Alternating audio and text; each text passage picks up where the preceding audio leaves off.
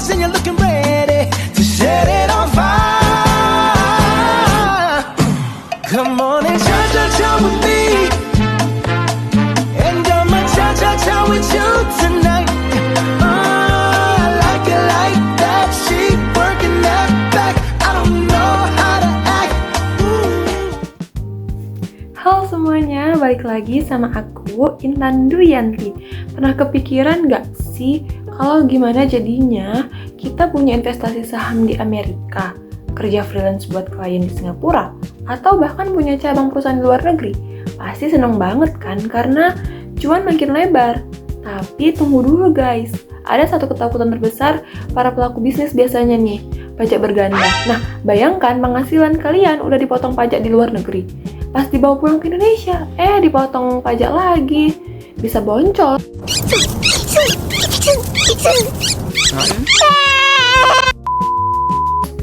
Untungnya, pemerintah kita punya solusi lewat PPh pasal 24 atau yang bisa disebut dengan kredit pajak luar negeri.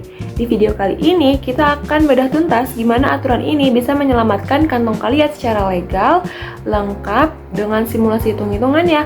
Jadi, tonton sampai habis ya.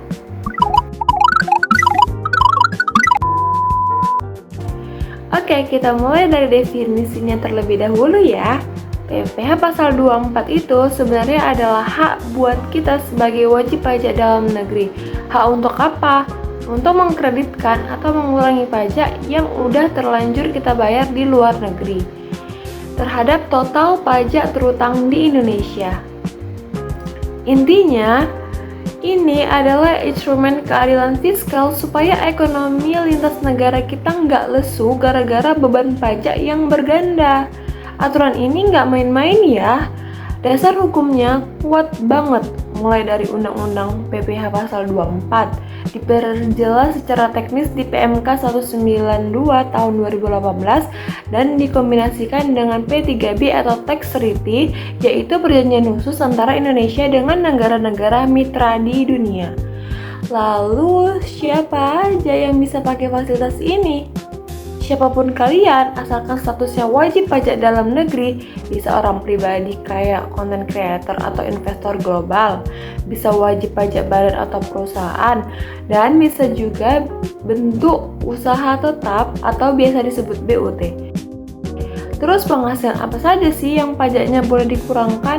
Banyak banget, mulai dari dividen saham luar negeri, bunga simpanan, royalti hak cipta, laba usaha dari kantor cabang di sana, sampai keuntungan dari jualan aset di luar negeri.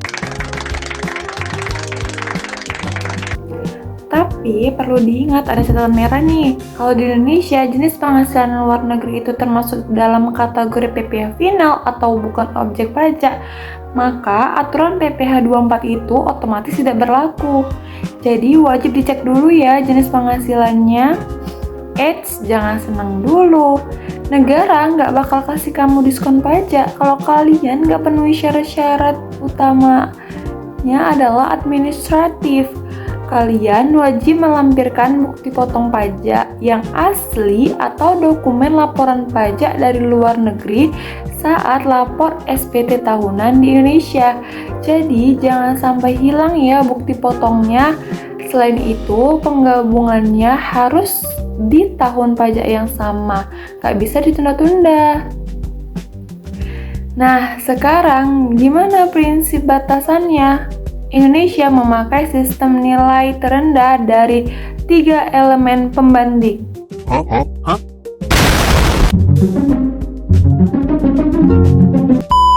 Negara bakal membandingkan yang pertama, berapa pajak yang beneran kalian bayar di luar negeri?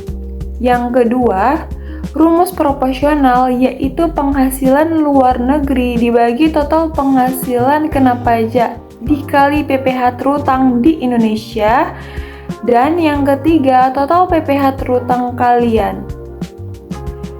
Dari ketiga angka ini, mana yang paling kecil itulah yang boleh kalian klaim sebagai pengurang pajak. Kalau ada sisa kelebihan pajak di luar negeri karena tarif di sana kemahalan, Sayang banget, sisanya hangus, gak bisa diuangkan kembali atau dijadikan biaya. Biar gak pusing bayangkan rumusnya, mari kita masuk ke contoh soalnya. Hah? Aduh pusing, kepala otak, kepala Barbie pusing, bolak-balik, maju, mundur, maju, mundur, maju, mundur. Pertama, kondisi normal. PT Sinar Gemilang punya untung di Indonesia 400 juta. Di Vietnam mereka dapat untung 200 juta dengan tarif pajak di sana 20%. Berarti total penghasilan kena pajak mereka adalah 600 juta rupiah dengan tarif PPh badan 25%. PPh terutang mereka di Indonesia totalnya 150 juta rupiah. Sekarang kita bandingkan. Langkah pertama, pajak nyata di Vietnam 20% dikali dengan 200 juta ketemunya 40 juta. Langkah kedua, batas maksimal sesuai rumus proporsional. 200 juta dibagi dengan 600 juta dikali dengan 150 juta, ketemunya 50 juta rupiah nih. Karena kita harus ambil nilai yang terendah, maka PPh pasal 24 yang boleh dikreditkan adalah sebesar 40 juta rupiah.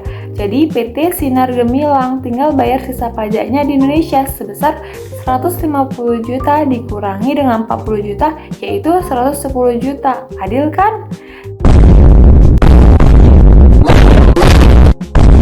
Nah, untuk kasus yang kedua, ini tuh lebih menarik dan sering bikin salah paham. Gimana kalau misalnya perusahaannya malah rugi di dalam negeri? Misal, PT Wahid Jaya untung di Singapura sebesar 500 juta dengan tarif pajak di sana 30%. Tapi apesnya usaha di Indonesia malah rugi 350 juta. Karena ada rugi di dalam negeri, total penghasilan kena pajak globalnya menyusut. Jadi cuma 150 juta rupiah. 50 juta dikurangi 350 juta. PPh terutang di Indonesia pun ikut kecil, yaitu cuma 18.750.000 rupiah. Pas kita bandingkan, pajak real di Singapura itu gede banget, 30% dari 50 juta, yaitu sebesar 150 juta rupiah. Batas maksimal rumusnya ketemu 62,5 juta rupiah. Dan total PPh terutang di Indonesia cuma 18,75 juta rupiah. Ingat aturan emasnya ya, pilih yang terendah. Berarti yang diambil adalah 18.750.000 rupiah. Yap, meskipun kalian udah bayar 150 juta di Singapura, yang bisa dikreditkan di Indonesia dibatasi sekecil itu karena kondisi domestik kalian lagi rugi. Sebelum aku tutup videonya, ada beberapa aturan penting yang wajib kalian catat dan ketahui. Yang pertama, perhitungan ini sifatnya per country atau tiap negara. Jadi kalau kalian punya penghasilan dari 3 negara berbeda, hitungnya nggak boleh digabung, harus satu-satu. Nah, yang kedua, yaitu kalau kalian menderita rugi di luar negeri, kerugian itu tidak boleh dicatat sebagai pengurang pajak di Indonesia. Kas negara nggak mau menanggung resiko bisnis kita di luar negeri ya. Yang ketiga, yaitu adalah kalau suatu saat ada pengembalian pajak dari luar negeri, kalian wajib lapor dan melakukan pembetulan pajak di Indonesia. Kesimpulannya, PPh pasal 24 ini adalah fasilitas luar biasa agar bisnis global kita nggak tercekik pajak berganda. Kalau kalian merasa video ini bermanfaat, jangan lupa buat klik tombol like, share ke teman-teman kalian, dan jangan lupa subscribe biar gak ketinggalan edukasi lainnya maupun konten-konten lainnya.